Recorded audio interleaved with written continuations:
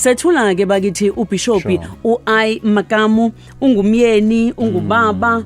ungumfundisi uyi-TV show host sihlale simbona ku-TV uke waba ne-reality show yakhe kanti futhi aphinde abe usomabhizinisi. Ngifuna ukuqala la mfundisi wami lo ai kuhlezi kuthiwa uBishop ai Makamu lo ai akashiwo umeleni lo ai Bishop Sizanele uai igama lami lokuzalwa eqinisweni mangitholakala bengingakhulumi bengiyisimumu I think for 2 years emva kwaloko ekhaya bangangiphi igama for 2 years nginganagama but uthe mase kaqhamuka ubaba ngoba thina sakhulela emakhaya lapho khona baba bekahamba emayini yosebenza mangiqeda kuthola bathi nayi ingane ayikhulumi ulimi libambekile and then wathi ningamnike igama ngiyoze ngibuye wathi ebuye baba ezonginikeza igama begoli makafika kumina wathi lona uyoba isotsha likaNkuluNkulu igama lakhe kuyoba uIsrael. Wow so lo lona umele uIsrael ngiyabezwa abanye ku social media bathi Isaac abanye nje bafakela noma kuphi bafaka noma iliphi yiko ngiqala khona okungcono nje ukuthi kuqala uI nje ku right. Imake Bishop uvesani uyiqala lana endaweni enomyalezo onzima iminyaka emibili uzelwe ulimi lwabambeka wangakhuluma mangangiqaphelisisa mangikhuluma amanye amagama waphumi kahle you know okokuzalwa nokuthi mangikhuluma ngakhuluma nawe nje manje ngabaduzana uyogcwala amathepsweni bengakhuluma inhlobo but eqinisweni mase ngizinaka namuhla ngibona sengathi uNkulunkulu bekasiza mina ukuthi mhlawumbe uSathane bekalwisa lento ukuthi ngizoba isikhulumi sikaNkulunkulu angivalele ukuthi kusasa ngakwazi ukuphimisela indaba ezimnandi engiziphimisela namhlanje. Ukumbone ubaba uTD Jakes ukuthi naye ulimi uyaluzwa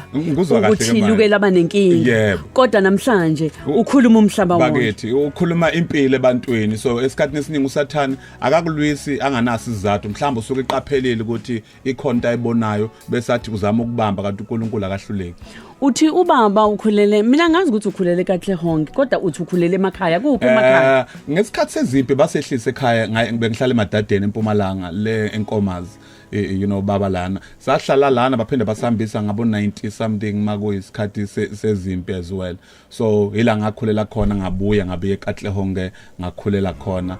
ngafunda khona okuningi nje kwahlangane khona eKatlehong. Mfundisi wami ekhaya abazali uma nobaba inhlasi yokholo uyincelephi? I'm a third generational pastor. Umkhulu wami beka umfundisi eAssemblies of God lazalwa khona emva kwaloko kwazala baba wami naye waba umfundisi khona lapho and then emva kwaloko baba futhi naye wabeka mina isandla phansi eAssemblies of God wangigcoba ngaba umfundisi so lento into asekhaya manje ngifuna ke indaba yethi iqale lapho uyiPK nje njoba ngibona pastor's kid ephelele futhi waba iPK wasuba umfundisi ama-PK amaningi ahlangabezana nezinselelo eziningi ama-PK kumuntu ongaze ekhaya pastor's kid umntwana kamfundisi ingane yomfundisi njengoba uyiPK tshela thina mawukhula ekhaya usho ukuthi le ndaba iveli khona nje ukuthi ngizoba umfundisi noma mhlambe khona ikhasi la ukuthi khona yabona ke le angithi abantu inhlobo Sizanele bengayifuni into obufundisi futhi mawukhumbula ukuthi uzalelwe ekhaya umkhulu wami washona ehola u300 ebandleni lakithi baba ongizalayo ushone 2016 bekahola 1500 ngenyanga so ngakhula nje ngisho ukuthi ngizoba udokotela angikwazi ukuthi ngiphile ngesikoleni anginazo izicathulo siyaphiwa omakhelwane anginayo uniform umama udayisa amakoti ezikoleni inhlobo impilo ayihlangana angikwazi nami ukuthi ngikhethe ukuthi ngiyoba yilento engiyibona ihlukumeza mina njengengane ingaka amaPK amaningi angamfuni uNkulunkulu sabona abazali bethu behlukumezeka behola abantu behetheka one moment une elder one moment alisekho usalu baba mulimela akasikhulumisa endlini ukukwatiswa ukuthi baba mazibuka uhambile enkonzweni so into asenkonzweni ilimaza thina one moment sekuza iconference bazolala la endlini siyayehliswa sidlaliswa emabathroom ngoba kugcwele amakamera onke akekho umntwana ongathi mina ngifuna ukuba umfundisi ubona incindezi akhulele kuyona ngazitshela ukuthi ngizoba udokotela ngahamba ngayobhalisa eMedunsa awu ngahlulwa ama marks ngabhalisa ngaqeda ePretoria mangithi ama-marks wangahlangana bangitshela ukuthi hayi akekho udokotela ongafunda ngama-marks amabi kangaka ngabuyele emuva sengidumele so somehow ufaila somewhere kuze uNkulunkulu akuchanele kulento ayifunayo. Mfundisi wami sibonga ama-marks. Awuyazi siyabonga sibonga ama-marks Nkosi yami afeyile ama-marks. Sibonga ama-marks bakithi nakuba siyayibona inceke namhlanje. Ukhuluma indaba enkulu ngenze ngamasibomu ngiqalise lapha ekubeni PK ngoba bengifuna uyikhulume le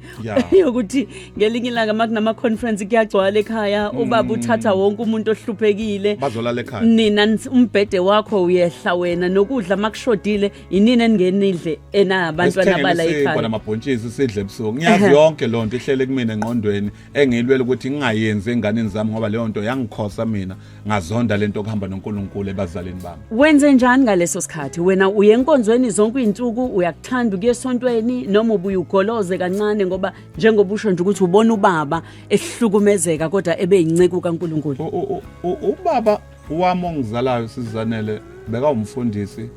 kanti futhi bekashaya bangeke ulove isonto lakhe. Thina bongayi ngokuthanda lokushaya phela thina sakhula abuse ingakabi khona ngithi abuse yanamhlanje faka nje isibhaxo uyingane ekhaya kwangempela so bekuwumuntu nje othi vela phakamisa isandla athi wonke umuntu enkonzweni futhi wangaya sandi yawuphakelwa you know if akekho kumuntu okushaya umuntu wenza sho ukuthi akaphakelwe lo makadle la bekakhona khona abami abantwana baye enkonzweni so yilento ukuthi kwesinye isikhathi into kaNkulunkulu kumina yafakwa ngenkani. You know yangifika kumina but akusinto engayimukela ngihleke engayimukela abazali bathi wonke wala ekhaya uyokwenza okwenzwa la ekhaya until umuntu azaphuma umuzi. And ifika nini phokuwena ujikapi la usuyizwa lento ngaphakathi kwena nalolu bizo usulizwa kwaba ukukhalela kwaba yinto onqwamana nayo kwaba umzuzu othile kumbe yavuka nje into yasekhaya? 1987 nge9 zika September ngina 9 years sisenkonzweni kuyakhonzwa iGood Friday kuyashunyayelwa egarage ngoba besikhonzele egarage ngaleso sikhathi and ngamuzwa ngaqala kuyizwa into kaNkulunkulu ingena kumina ngibizwa lapho but ngingena insindisweni ngamukela uJesu ngaphakamisa isandla nami ngayimukela insindiso from lapho sengihamba ama fasting nabantu abadala kuyimi nje kuphela ingane yasekhaya or ingane esenkonzweni ehamba ama fasting prayer ngingedwa ngingena nabantu abadala. Ungakanani ngaleso sikhathi? 9 years. 9 eminyaka. Hallelujah. Ngiyathuka mina umuntu makathi mawuna 9 years awusindiswa ngoba ukazi lutho but ngasiphakamisa sami isandla kuna 9 years ngamukela uNkulunkulu ngamukela uJesu ngasindiswa ngihamba lezo enkonzo ontanga engikhule nabo every year nge1 zika December ngishumayele eModapi lapha eprison yaseBinoni ontanga bami engakhula nabo ngithi mangizoshumayela ngingene bagwetshwa ama life sentence lapha bakhuluma le out ngakhula nayo le out but eqinisweni into yevangeli noma ingazange ingikhomba izulu kusasa eke yangikhomba ukuba safe emhlabeni so ngiphephile ngiloku ngakangena ezulwini ngakhuluma ngalo ngoba ngazi kusasa ukuthi siyongena kweliphi but eqinisweni emhlabeni uphila uphephile uphila khona izinto nje ivangeli ligwema kuzona ukuthi ungafiki noma sithathwa ngathi mhlamba uhlakaniphile kunoline onqamukile ngoba uphethe iBhayibheli uyazule lokushini yonke lonto. Ngifuna leyo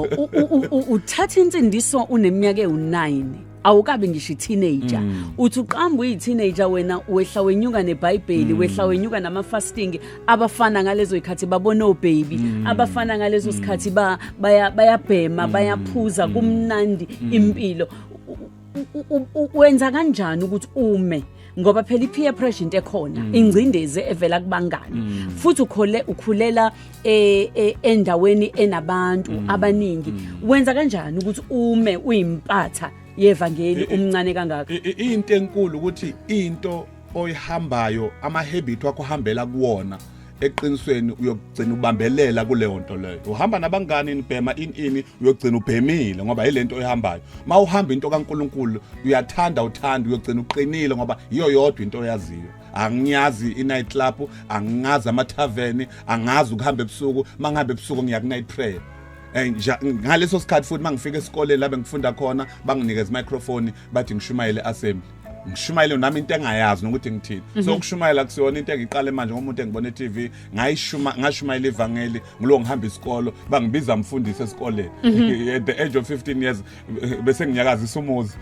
njengensizwa so bese ngiqalile ngishumayela but into ezokwenza ukuthi ume sizanele eqinisweni ukuthi into ehambayo izokubamba bese uyaqina kuya ngokuthi uhamba phi ama-habit wakho ayakubamba kuleyo nto leyo. Umuntu omusha khona osekhaya othi ayi ngiyayihalela nje nami ukuthi ngelinye ilanga ngikholwe kumbe mhlambe sengiyakholwa kodwa ngibuye ngiyifihle ngoba ingishayisa uvalo lento yokuthi abantu mebengibuka bathi awazwa impatha umfana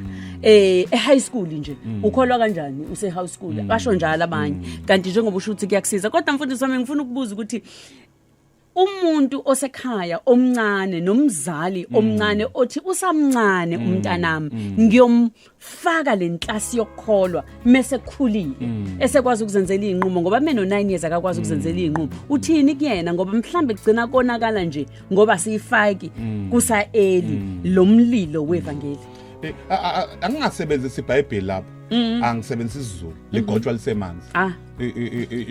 the moment uthi wena usalinda ukuthi abenjani ungakhohlwa esemanzi khona into emgobayo so kubalekile ukuthi wena ufake yakho nawe la sasemncane khona ukuzazi umkhulu wami wafaka ubaba wami kulento ubaba wami ufake mina kulento ngine challenge manje ukuthi lento kaNkulunkulu kumele ngehlisele ingane zami angikwazi ukuhluleka 2 generation before me abahluleka ngongiphu Jesu ngihlulwa njani ukuthi ngifake ingane nami mangiqeda ngaphambi ukuthi ngidecide ukuthi sengiyalala ngiyaphumula ngiyashona kumele ngitshele yami ingane ukuthi lento engikunikeze yona ngayinikwa abantu abathathu ngowesithathu kuyona wesine wena ungayibuyisi ibaton give it to the next generation sithi singasekho thina bakini but into kaNkulunkulu igijima egazini lika Makamu. Uyazi uthini mfundisi wami uthi uma ngabe bengayifaki lento enganeni zabo khona ofaka ukuthile i-social media iyakhuluma i-TV iyakhuluma abangani bayakhuluma ababi kwesinye isikhathi uma ngabe umzali engakhuluma ngikuzwa kahle mfundisi wami 23 minutes past 11 o'clock ukhozi olumaphiko lolu ulalela uhlelo eshilo nozanele Mbokazi ngalesi sikhathi njalo ngo10 kuya kuya ku11 sisuke sesithi uhambo noNkulunkulu namhlanje sihlele noBishop Makamu kanti mangabe ukuthi ufisa kuba ingxenye yohlelo lethu ngena ke nawe sithumelele ivoice note yakho kumbe i-message ku Facebook ukhozi FM kumbe kuzanele Mbokazi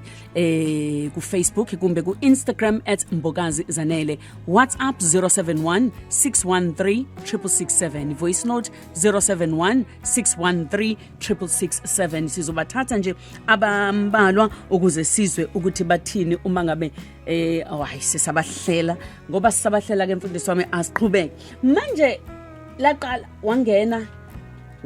ubizo ke lokuthi uba umfundisi lufika nini? It was 2005 uma ngiqala ngibeka izandla enkonzweni ngenxa ukuthi sebangibonile ukuthi ngihamba indawo ngishumayela ivangeli kwaba nento nje futhi ukuthi mangifikile endaweni ngiba negazi elihle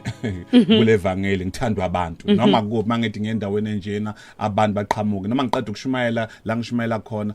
but man lo baba uyazwakala makashumayela ikhona leyo nto ebantwini ukuthi makushumayela yena ngathi yezwe ukuthi kuthiwani so ngalezo sikhathi kanti ngiyagcugcuzeleka ngiyakhuthala angiwathathi kancane ama feedback engiwatholayo anytime because yiwo la wangikhuthazayo yeah wangena waba umfundisi laqala ibandla yini igama lebandla Endless Hope Bible Church ithembele ngapheli ikuphi ise Katlehong sikhona naseThekwini sikhona naseMpumalanga sikhona zonke nje indawo eziningi siyathola kalonje yini sikhemanga zonke indawo yino yenzayo ehlukile enkonzweni osuyiphethe uNkulunkulu akuthembe ngayo ehlukile kunaloko kwakwenziwa ubaba naloko kwakwenziwa umkhulu esaphethe ibandla into engayiqaphela engeza nayo mina kakhulu ukukhulekela abantu abantu bayaphila ngezwi but kunento eyibelieve yabantu ukuthi hey uyazi nanga umuntu mangangibeka izandla angikhulekele impilo yami ngashintsha so ngithema ngiqala ngakholelwa nje ukukhulekele nabantu as much as my primary assignment ukushumayela but ekugcineni ngagcina ngibeka abantu izandla ngibona uNkulunkulu enza imihlola ngakhuphula nje ifaith abantu basekhaya ngoba ekhaya vele besikole ukuthi umuntu ushintshwa intshumayelo uyayazi futhi into ethu amakhono mawusonto ezayoni uthi izayoni ingcono ukudla abazalwane mawusonto kubazalwane singcono ukudla ini but kwaba nayo kimi ukuthi yazini kuze wenze kahle into kaNkulunkulu ukuze ungabi iassemblies nawe yenza into uNkulunkulu ayedayo kuwena njengoba uza ngakholwa ukuthi every Sunday angiphumi mina enkonzweni ngabeka ngamuntu isandla bayangazi noma sengiqeda ukushumayela ngithi abafuna ukubeka izandla abafolilayo ngiyohlala lapho the next 30 minutes the next 1 hour laying hands on everyone ofikile waqhamuka uhloniphile waqhamuka uhloniphile uhlanganaphi naye umtholaphi ngoba mangizwa basike bebunda bathi ngathi wawudriver ndawandawana thizeni ngihambisa umngani kubo elokishini laseKatlong okuthiwa kusemnisi ngisemarobotini asemnisi ngithena left ngihambisa a friend ngithi ngizomdropa mangithi bantu benkosi ngeze isithunya sinyakaza umbonaphi emgaqweni ngimbona nje uhamba ngenyawo ingane encane eqeda ukubhala matric you know ngagcina ngimisa imoto into engavamile nje futhi ngaleso sikhathi angisena umfundisi nje ngumfana senkonzweni and ngafika ngambingelela ngathi kuyena ngizophinda ngicela ukubona kusasa unkosikazi wamavuma uhloniphile wavuma uma evuma njalo angibanga nankinga ngabuya kusasa but angaze ngihethe ngalendlela engihetheke ngayo exactly sibeka appointment ka 3 o'clock ngo 3 o'clock mangifika kwanethi imvula nama ice ebuya kaSathane kwashaya imvula bantu benkosi umuntu wangaphuma endlini and angazi kwenzakalani but I've never loved umuntu ngalendlela ngamthanda ngayo at that time and kwamela ukuthi ngivuke ekseni ngihamba ngethezi yami ebovu ngayopaka erobotini ngoba ngazile ukuthi lana kanjani uzophuma wagibela itaxi wahamba wayoyehla kwenye indawo kanti kusesibhedlela uyo-applyela lento zabo zokuba yinurse ngafike ngapaka lapha maqeda ukwehla ngacima imoto ngamkhapha esibhedlela ngathi hayi bengilongilandela itaxi oyigibelile so i-relationship yami naye kube uhambo oluhle kakhulu lapho khona I just saw her ngamthanda and ngazibika ingane yabantu yangithanda wemfundisi uthini kuma singles aseyinkonzweni zethu azi ukuthi file ngivuke ngiye kwi-conference yasenkonzweni kumbe nje ngiye esontweni kuphela ukuze ngithole umaqondana yila ngizomthola khona wena nangumbamba erobotini futhi angikhulume njengoba phela ngithi angifuni ukuthi ngilahlekisa abantu at that time bengumuntu omusha you know angona sikhundle esontweni but ngazibonela umuntu engibona ukuthi hayi bo lona ngaba unkosikazi wami and at that time ngazenzela ngalendlela engenze ngayo kwangilungela umuntu nomuntu nendlela yakhe umuntu nomuntu njengoba ngila umuntu nomuntu nohambo lwakhe umuntu nohambo lwakhe mfundisi uma silanda ubani nawe uzoyichaza yakhe uma silanda ubani nawe uzoyichaza eyami nje vele angicacela ngaleyo ndlela and namhlanje I celebrate ilanga engahlangana nayo ngayo isimngaki iminyaka nendawo sashada ngo-2005 and namhlanje I think it's about 18 years nindawo sisonke nangu bakhona manje ontsumi bakhona ontokozo sitshele ngabantwana abantwana bethu bayi4 isathi sishada ngo2005 ngoDisemba ngeyi10 and sabuswa ingane oqala uNtwanano first born yethu very talented udlala igatara enkonzweni salandela sabuswa uNtokozo intombazane kwalandela uNtsumi kwagcina okugcina uNhlavutelo igama elithi Nhlavutelo lesishangane elisho ukuthi revelation isambulo yeah uyafisa kube khona mhlawumbe yoba naye umfundisi kulabantwana more than ukufisa uyoba khona I will work hard ukuthi abe khona ngiyayithanda ke le angilweli nje kuphela ukuthi babangalandela ama career wabo ngoba into kaNkuluNkulu ayidingi ukuthi njalo ube full time ngoba umuntu kaNkuluNkulu uloko ne career yakho but uqhubeke wenze kwamina ngi full time but at the same time kunezinto ezimbalwa engizenzayo Ngizwa kahle mfundisi wami bayangena abalaleli bethu basithumelela imiyalezo basithumelela ama message bethanda ukuthi kube khona izinto esikubuza zona nangu ke uzamafuze khuzwayo uthi saze sabusiseka ngokuba nomfundisi ohleleni esimthandayo ngicela ukubuza njengoba ewumfundisi ngabe khona ezinganeni zakhe ozongena ebufundisini usemzumbe lo nangu ulungi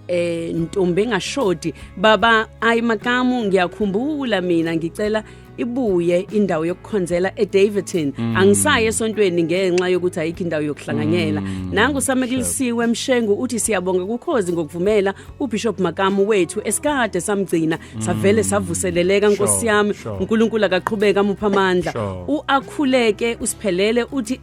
ave ikhuluma into ephilisayo lo baba nginenqwaba yama video akhe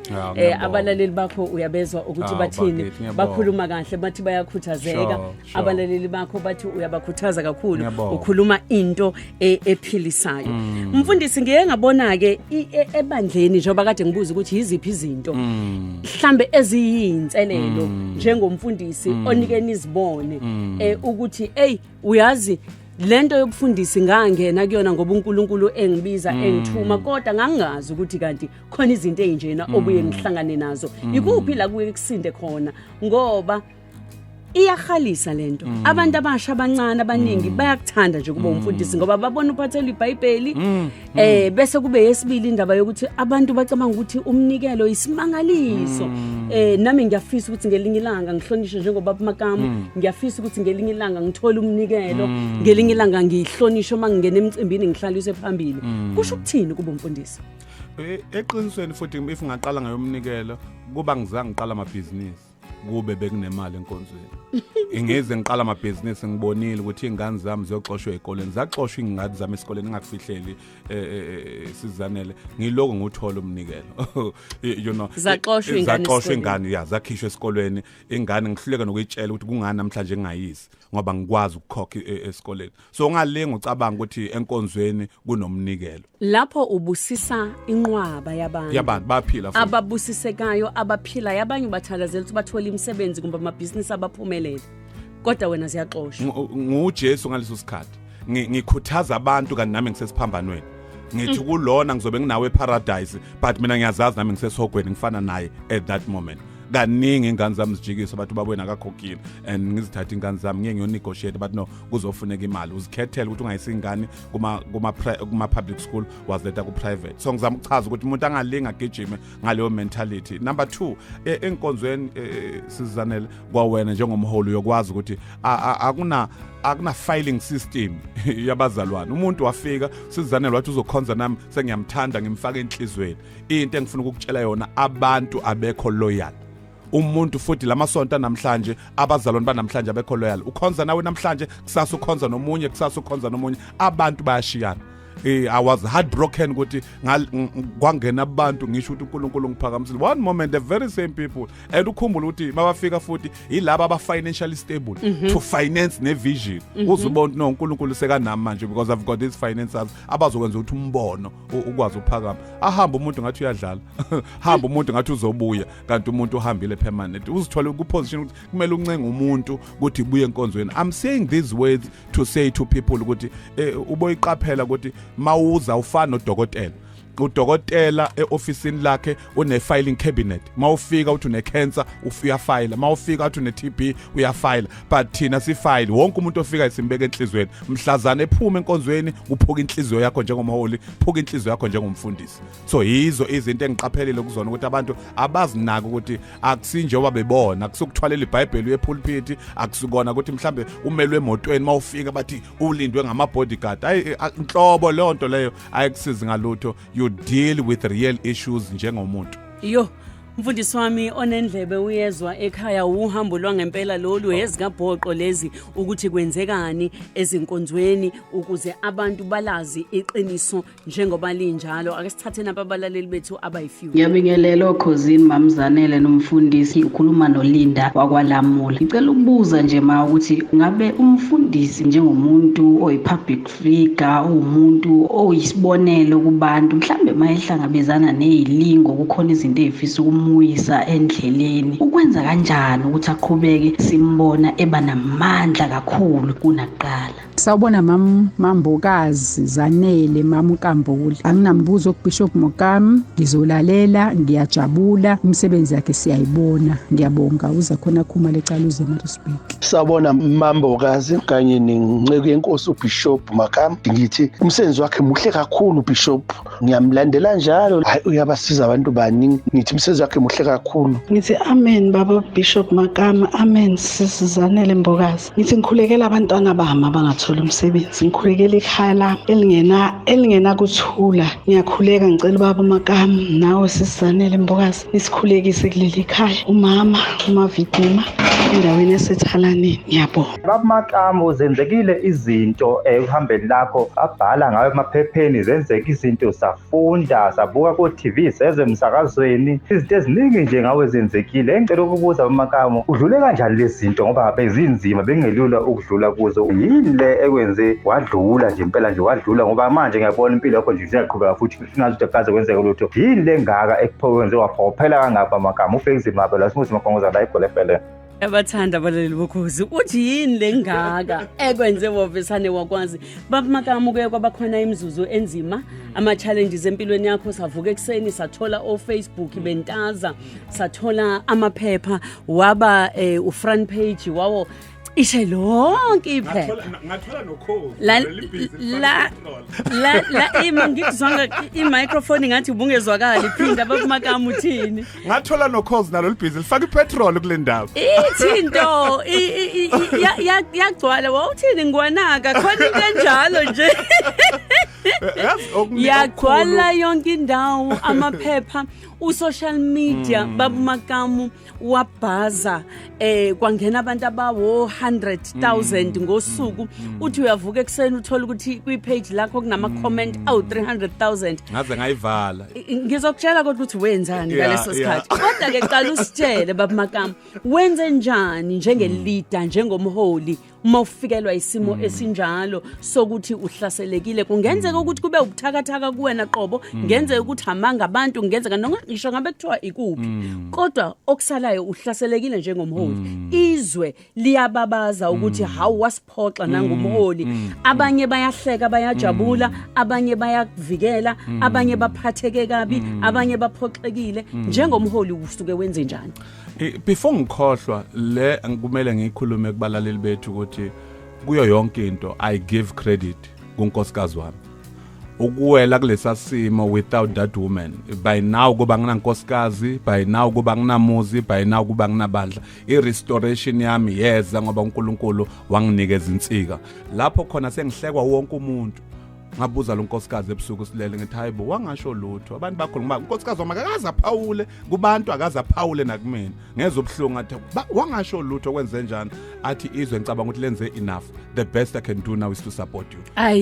If bona bakuravazeka kangaka ngcono mina ngime nawe. Kuba bazange bakuravase bozoravazwa yimina. So kungcono ngikusekele ngime nawe wama nami umntana abantu. I-victory yami kuyo yonke sengathi ngayikhuluma noma ubani ukunqoba kwakho kupartner yakho. Ngoba abantu at that time asikhuluma iqiniso nje le attack bengikuyona benga-attack mina be-attack unkosikazi wami at the same time. Ngoba umuntu bengemzuswe ubuhlungu bekunkosikazi wami out of sonke leso story. So but at the end of the day my wife was there for me. Wangixhasa, wangisupporta, wama nami sengathi angenze lutho kwaba ukunqoba kwami ngaleso sikhathi. Into enzima kakhulu kumgcojo kaNkulunkulu ukuthi kube nento ethi uhlukumeza umuntu bese kuba nento engathi yocansi. Into enzima kakhulu leyo njengoba usho nje ukuthi unkosikazi wakho wama nawe singofakazi sabona sonke. Udlula kanjani ke mfundisi wami le? Esikhathini eyangisiza unumber 1 iyona leyo. Unumber 2 ukuvala umlomo. Ungazami ukuziphendulela ngoba isitha naso sifuna ukwazi ukuthi ngoba phela mawuthi uyanaka lento abantu abaningi bekuyi-social media nje nabantu bebagcugcuzela leyo nto leyo. So the moment lokuphendula uzama ukujustify is the moment you are losing the battle. I-page, social media page kababa Makamu bekuthi abantu bengenile besho yonke into angena manafaka umsebenzi wakhe. Yeah. Avala umlomo, afaka i-advert ye-business lakhe, uvala umlomo. Into yangisiza leyo ukuthi ngithi inhloso yalento bekukumisa umsebenzi engiwenzayo. Bathi bona behlasela mina ngaqhubeka ukuthi wozani izoqasha igandaganda. Ngangikubona kahle. Wozani seningcwabele, wozani senze lokho. Bukela ntambama ishow yami e-TV and so forth. So isitha once ikuhlasela most of the time ukuthi bathanda ukuthi uvimbe lento enzile. The damage khuluma iqiniso nje ngazijustify the damage was not that big but ngenxa yokuthi ku level uNkulunkulu bekangibeke kuyona it was easy for anybody and everybody ukuthi akhulume so that ngehle kule level uNkulunkulu bekangibeke kuyona. Asibatshele kodwa abalaleli ukuthi ngo-August ngikhumbula kahle amaphepha esebhala futhi ukuthi iNPA iwithdrawile icase yaphela. Cha ngiyabuza mfundisi. Yes kwaba njalo yes. Uyaphela icase. Yes yaphela icase yavalwa but unfortunately yavalwa kweNPA ayikavalwe ebantwini. Ngoba if ungaqaphela noma ungathi ubhalana uzomuzwa yedwa nje aqhamuka esithubeni asangikhumbuza ukuthi kwenzakalani and mina lokho akwenzeka kimi sekudlulile isizanele into engithandayo I never forgot the lesson. Into enkulu kimi leyo nje isifundo ngisithathile sithini isifundo mfundisi isifundo engasifunda ukuthi it is sengathi ungatreat umuntu wesifazane sengathi ubukwa abantu bonke ngoba ngatreat umuntu wesifazane ngathi sibabili ekugcineni kanti i-treatment engamnika yona bengibukwe isizwe sonke. So kubalekile nje mawuzodila nomuntu wesifazane futhi especially okungasiyena owakho mhlawumbe wasemsebenzini noma icolleague angisho noma kunganalutho phakathi kwenu but idila ngesimo ukuthi ima lento ingavela uzothini mawukhuluma nomuntu wesifazane ekoleni khuluma sengathi kusasa maba ngayidlala uzothini maba ngayidlala emsakazweni ngoba ngayizwe idlala ekhosini idlala ku Metro FM bonke umsakazi SABC idlala leyo nto ngathi ngihlele ekhaya kwamina ngo7 o'clock ntambama ngibuka indaba bathi nangu Bishop Odumo bayiveza indaba Bishop Odumo. So young limas at that time and ngifuna ukutshela umfowethu lo ubuzile ukuthi ngayinaka sengathi lento angeke izindlule nami ngihlabelela njengabo ukuthi nami ngiyamangala ukuthi ngidlule kanjani but uNkulunkulu wangeqisa uNkulunkulu wangilwela uNkulunkulu usangimisile ngizotshela wonke umuntu obukane nesimo noma inhloboni yesimo kuyandluleka noma isiphi isimo okumele ukwenze nje mana njalo ungashintshwa isimo. Mfundisa abantu ngesikhathi kwenzeka into enjalo uhlaseleka ekakhulukazi uNkulunkulu ekubeke kule level okuyona udumile sikubona ku TV unamabandla unako konke abantu abayi nganxanye bengamanzi abanye abafowenu abanye odadewenu abanye ama colleagues abanye enkhonza nabo abanye bayabaleka abanye bayaxebuka abanye bayanyanya abanye bayababaza wenze njani udila kanjani nabantu ngoba phela kufanele ibuye impilo niqhubeke nempilo.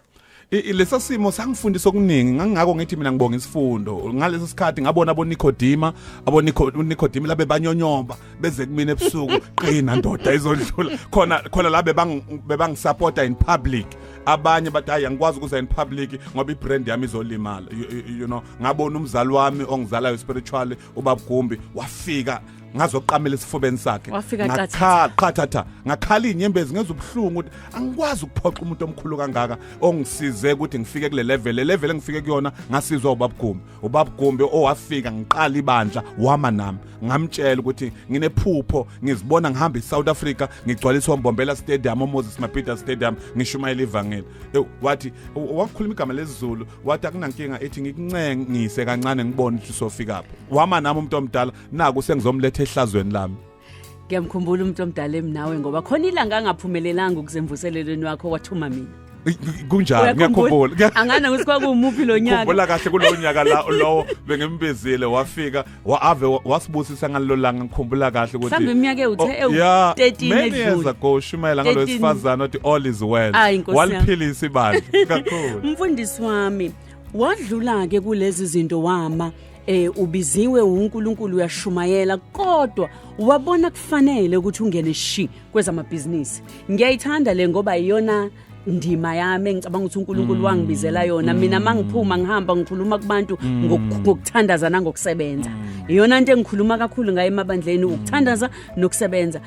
Wangena shi emabhizinisini sabuka kancane waqala engathi uyangcwaba hayi lakhula ladlondloba libhizinisi sabona sekukhona nogandaganda sabona sekukhona neplant hire nokunye okuningi. Wenzani kumabhizinisi kungani futhi wenza amabhizinisi ube umfundisi? Asikhumbule sizanele ukuthi into kaNkulunkulu yathatha isikhathi sami esiningi ngiyazazi iphiwo zonke enginazo but mayithatha isikhathi sami esiningi bekutholakala ngiseyimvuselweni ekseni ntambama ebusuku weekend ama-night prayer but ngazi kahle mina I'm a qualified production manager ngibuye esikoleni unkosikazi wami uyi-qualified midwife uyi-nurse enkulu in her own rights but sadecide egcina ukuthi asiyekele imisebenzi yethu singene emsebenzini kaNkulunkulu but the moment sibona ukuthi sengathi kunabantu ababili abathathu abane abahlanu besincike ngabo ngoba yibo basupport umsebenzi kaNkulunkulu kusho abantu ababazalwane ababenikela kakhulu besupport umsebenzi kaNkulunkulu that's true and kwenzeka ukuthi emva kwalomsindo wami abantu abaningi bangishiya bangihlubuka abantu so akusinto nje efike nje yandlula kuphela yashiya nje ama damage abekhona but ekugcineni savumela nonkosikazi ukuthi let's do something futhi ngayenza ngamabomu nje bengekho nakumaphupho wami ukuthi ngiyovula masingcwabisana ngililanga but one of the good days bengizihlalele nje siku level 5 ye lockdown but akuphuma umuntu abantu abazophuma abantu church is not essential service essential service abantu bokungcwaba ngoba bazolanda abantu abashonile ezindlini ngavela ngathi unkosikazi ngiyovula into essential services into ezongenza ngibe busy nje nginyakaza and all of a sudden yaba njalo I took imali ngainvesta ngathenga industrial area lengakithi mangiqeda ngayiconverta ngenze a world class mortuary abantu bethu nje abashonile bageza nje ngamashawa bavulelwa ithina basivulele bona but bavulelwa ithina it's a 5-star mortuary esayakha mawungena khona ngathi ungena etheater la operate abantu khona so we build that nonkosikazi sathi let's start something as a service community yethu and esigodini sangakithi nje into enhle enkulu eyintandokazi bonke abantu abaningi esigodini sangakithi yithi sibasevayo mhlazane belahlekelwe umuntu wakubo so kwaba ileyo incident oqala savula uma singcwabisane ngisathi ngibuke lokho ngayibona ikhula ngendlela esimanga sisiza abantu uyabazi ke abantu bishop manje uthandaza uthini umuntu makafika kuwena egula kanti uyabangcwaba futhi kanti abantu abanderstand ukuthi asenze imali ngokufa komuntu senza imali ngama premium angithi umuntu inyanga nenyanga uyakhokha imali esibenefita kuyona le yokushona komuntu in fact umuntu makashona siyalahlekelwa kodwa ke mina bishop ngifuna ukwazi ukuthi ukwenza ibhizinisi nokukhola khona abantu abazi ukuthi asifanele sicebe ngoba thina siyakhola akuhle umfundisi mayisebonakala esemabhizinisini ngiyazi ukuthi akulona lodwa leli lokungcwaba khona namanye kube ngathi kuwrong ngoba khona nabantu abasabayo nje ukukhuluma ngemali abasabayo nje ukuhlanganisa kanjani kanti uNkulunkulu makazothi silver negolide ezakhe ngibakhomba njani abantu engibashumayezayo ukuthi sishumayeza uNkulunkulu owuna lezinto ngoba le mali esuke sinayo kusuke ke kaNkulunkulu and uNkulunkulu owna yonke lento if uNkulunkulu uowna ama BM na wonke lama garage ngoba uthi konke umhlaba nokugcwala kwawo kwami then thina njengabantwana bakhe we need to benefit sibe nazo lezo zinto lezo yeah ngiyathanda lokho mfundisi maseke impilo kukhona nana lento yokuthi abazalwane engathi singavuka ekseni sithandaze emini sithandaze sigqoke impahla zasenkonzweni singabonakali sizijabulisa singabonakali sisema restaurant singabonakali senza izinto ngibona ama headline maduze nje ebhala ukuthi uBishop uMakamu ukwi expensive vacation eDubai kwabi headline le ku front page futhi welinye lamaphepha sengijwayeleke lezo zinto sengifunde nokuziziba kule insuku ngenxa yokuthi into eyenzeka kumina sebenza kanzima nonkosikazi and my wife is so hands on siphuma ekseni sibe ebusuku and at that time asebenza imlungu sizisebenza thina naku ke sa decide ngathi nge3 zika May ibirthday kankosikazi wami angivele ngihlele ngimsurprise she didn't know anything and ngivela ngathatha ama passport mina ngalungisa ama visa ngayenza yonke into ngavela ngamtshela sekuyi30 zika kuyisunday ngeyi30 ngithi siyahamba Sunday siyahamba namhlanje ngicela ungipakishele nje impahla ozozidinga la siya khona kuyoba kugcwela amanzi she never believed and unkosikazi wami loves traveling you know and we decided to pakisha some sayophumula at the same time we help everyone we needed time out even after le tome sandla kuzo asikaze sibe nalento and we booked away eMaldives safika sahlalela 10 days uvuka ekseni ubuka umuntu wakho ndlala emanzini nigijimisane like trying to heal ourselves now because we've healed almost everyone ngifuna utshele abanye abazalwane nezinceko ukubaleka kokuphumula Sure. ukubaleka kokuthatha isikhathi Sure. nomndeni Sure. ukubaleka kokuqhakambisa kakhulukazi kunina eniyingceku zikaNkulunkulu abashumayeli ukuthi kubaleke kangakanani ukuthi nikwenze lokhu ukuthi ngoba abantu bagcina bene burnout begula ngenxa yengcindezi yokukhathala nokungasicabangeli bona kodwa becabangela wonke omunye umuntu. Futhi okukhulu ngiyayibona nale burnout nokushona ke ngayimisa kancane but enkulu kakhulu sigcina siba abashumayezi bamanga ngoba ubhizi ushumayela into enhle ngamakhaphulo but aniyenzi nina nobabili so kwesinye isikhathi awudinga ukuthi uthathe microphone ushumayele ngalendlela uthanda unkosikazi wangakhona yenza abantu babukele ukuthi ngempela labantu bayathandana and asikho isono kuloko so it's important ukuthi as much as unamakhaphula esontweni lakho kuze bakuthembe futhi nawo lamakhaphula abakubone in public wenza into enhle kuze nabo bakopishe bathi hayi boss manje sesingazi sihlo baba asiphume nathi siyodlala but ekugcineni kubalekile ukuthi uphumule ngoba hey one day uzothi usashumayela uvela uqumbeke phansi uwe ufe ubulawa ukuthi lento kaNkulunkulu iphumele kakhulu kanti at the same time you don't even have time for yourself even for your own family. Mfundisi ungena kanjani kwi reality show? Sike sabona uBishop esene reality show yakhe. Kafushane nje ungena kanjani kwi reality show? Kwakuyini inhloso yakho? Ukhumbula ama reality show amabili ile ngiyenza njalo and then yesibili kwaba ile kuza ku private space sami yeah khona uRiyatsotela bese kuzoba khona uRiyatsotela ngabizwa ngathola nje call ngivuke ekseni ngifona lo umnikazi we channel wathi man hey khona futhi akusuye kufona umunye usisi athunywe yena athi man khona lo mfundisi engimbona kuma WhatsApp etrend so ngizotshela abantu bakithi ungayideleli lento ukuthi ushumayele ukhatha ama clip wakho and spread them intentionally so ama clip wami wakhathwa abantu akhathwa eoffice lami ngeoffice lokhatha ama clip but that has changed my life because kwavuka ekseni but bafuna umfundisi okhuluma njengawe man ubudlapha mawukhuluma washo njalo ke umphathi ubudlapha ngiyayithanda leyo ukuthi uyasho nje njengoba kunjalo so but ubudlapha yibo obugcina sebongibhadala ke ekugcineni ngoba ngavuka ekseni ngathola lo call ngagijima ngai meeting it was 2018 ngina 4 to 5 years manje ngenze Riyatsotela and ngafika ngahlala angenzanga nalento ema audition bavele bangipha iscript bathi sebenza 2 weeks down the line bayisika into script bathi sifuna ukuflow ngalendlela oflow ngayo and the rest is history ishow yaqhubeka aba impumelelo and I'm glad to announce ukuthi kule viki esiyakulona nge5 ezika June izoba siyadlala every day Monday Tuesday Wednesday na Thursday ngo9:30 ntambama abantu base South Africa bacelile bathi no iRiyatsotela isifundo okuningi kuyona sicela ukuthi baqhubeke bayidlala insuku zonke sesonga nje Bishop yeah elakho Elia kubalaleli bakho bayakuthanda bayakusekela bathanda abanye bathi bafisa ngisho ukuthi ubakhulekele umyalezo bathwela abantu bakithi banezinto eziningi abadlula kuzona ukwazile ukuma wadlule ivunguvungwini siyabona umshado muhle uyaqhubeka siyabona amabhizinisi ayaqhubeka siyabona ibandla limile khuluma nomlaleli umqinise naye ekhaya umnikezo wakho umyalezo mangisuke hotel angisayijwayela indlela yokuza la emsakazweni mangisuke hotel manje ngize ngenavigator nale Uber driver so ngiya navigate mina ngokwami ukuthi ngiyayibona ngifaka kuma passage athusayo but ekugcineni ngigcine ngifikile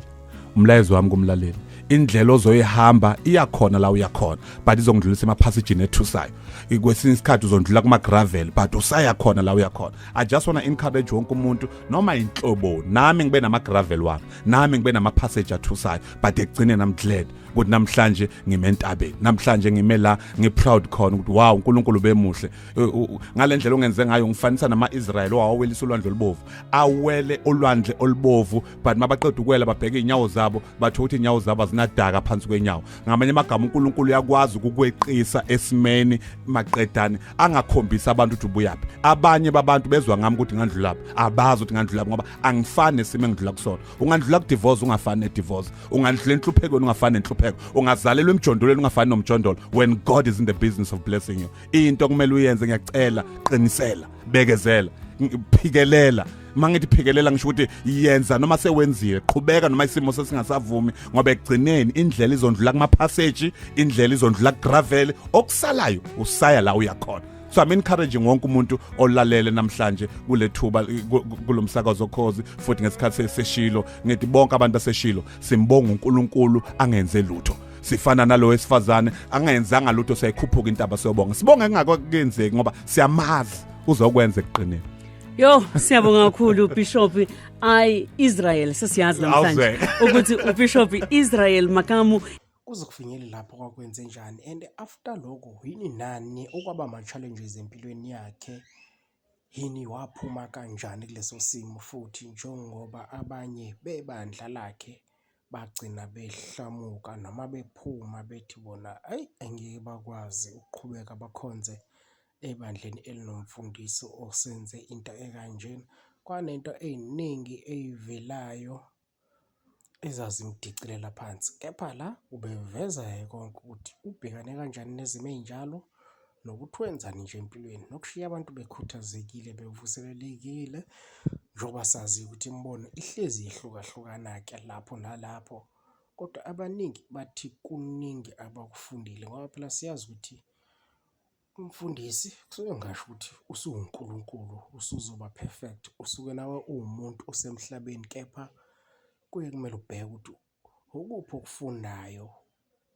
kokwenzakalayo ngoba phela sifunda ngamaphutha. Asihlangane comment section sive uvo lwakho ukuthi ngabe wena yini oyifundile la kulolu daba likamfundisi usomabhizinisi ubaba wekhaya oyikho konke esizweni. Ngabe wena ukuphi okufundile bese ungakhohlwa ukulike, ushare, ucomment, wenze konke nje ube ingxenye yale channel somanje sekuthulela nje indaba ezahlukahlukene ezenzakalayo eNingizimu Afrika. Wena okwakho nje ukuthi uhlale ubeke indlebe sokufakela into ezahlukahlukene njengoba sizwa abanye bethi cela sibafakele izinto ezenzekalayo nezepolitiki nokunye nje okwenzakalayo eNingizimu Afrika because bayingxenye yeNingizimu Afrika konke lokho sakuthembisa ukuthi sizokwenzela okufunayo nje sizomane sikufakela kona. Siyabonga ungakhohlwa ukusubscribe sikucela kumahala siyabonga.